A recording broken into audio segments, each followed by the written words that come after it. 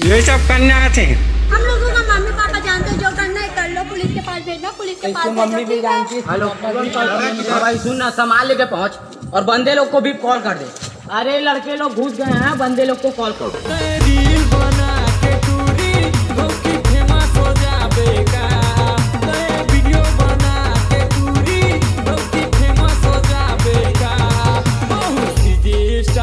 DJ Raunak Kanchanpur.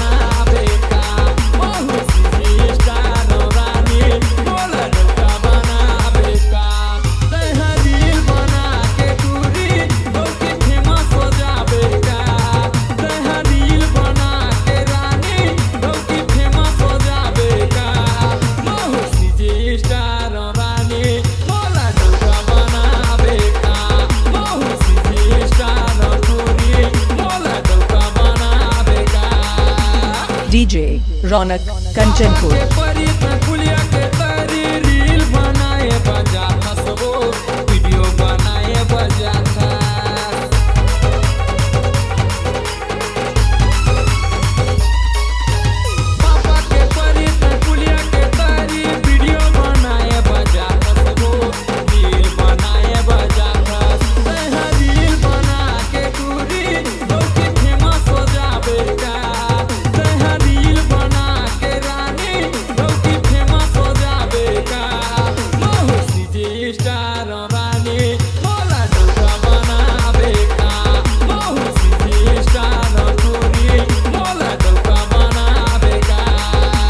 DJ Raunak Kanchanpur.